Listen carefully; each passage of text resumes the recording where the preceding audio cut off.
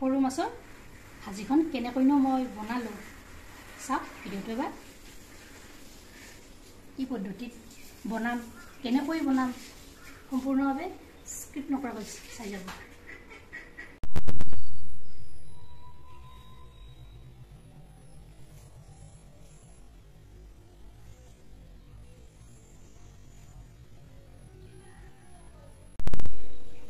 hello guys welcome to my YouTube channel Kamala Azmi blog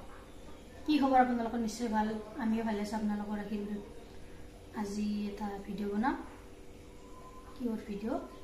চাকছো বাৰু আজি বনাবলৈ লৈছো মই সৰু মাছৰ এটা ৰেচিপি ইয়াৰ কাৰণে লৈ লৈছো গিটা এপোৱা সৰু মাছ মৌ মাছ আৰু পুঠি মাছ হয় পুঠি মাছ কিটা আৰু মৌ মাছ কিনকে কি ৰেতে বনা ভিডিঅ'টো চাই থাকক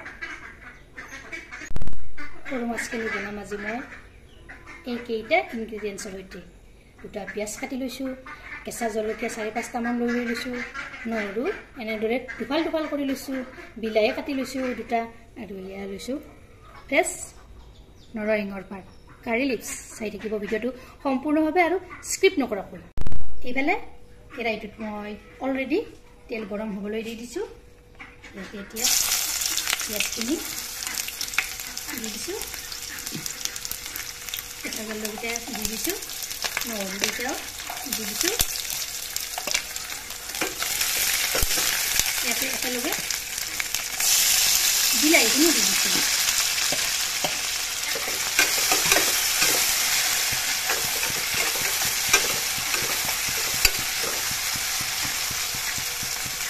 ইয়াতে এতিয়া দিম মই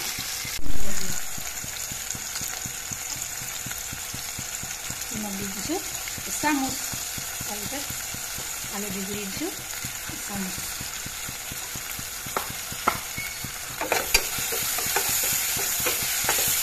এইখিনি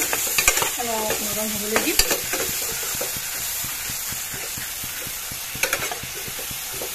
প্ৰায় 1-2 মিনিটমান এনেদৰে ভাজিব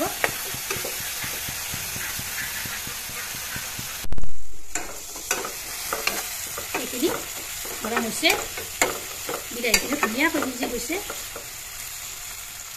ইয়াত এতিয়া মই মাছকেইটা দিলোঁ সৰু মাছখিনি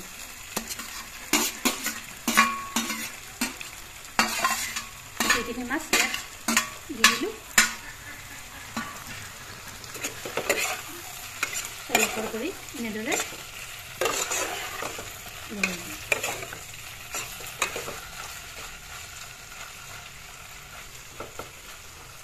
এনেদৰে থৈ দিম এতিয়া ইয়াত মই ঢাকনিখন মাৰি দিম এই সৰু মাছবিধত 50% আপোনাৰ ভিটামিন পোৱা যায় ইয়াত প্ৰচুৰ পৰিমাণে আয়োডিন প্ৰটিন তাৰপিছত খনিজ পদাৰ্থ ভিটামিন পোৱা যায় গতিকে এই সৰু মাছবিধ পৰিবেশন কৰিব লাগে এয়া 10 মিনিট হৈ গ'ল ঢাকনিখন গুচাই দিলোঁ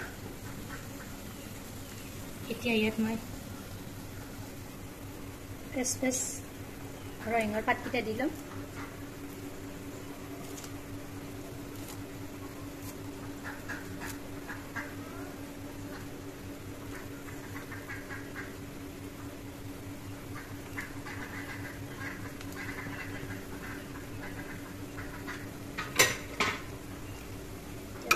এনেদৰে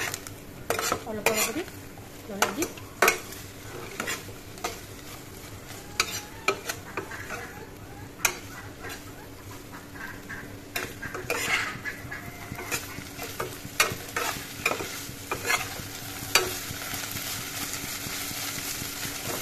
এতিয়া মই কেৰাহী নমাই থৈ দিম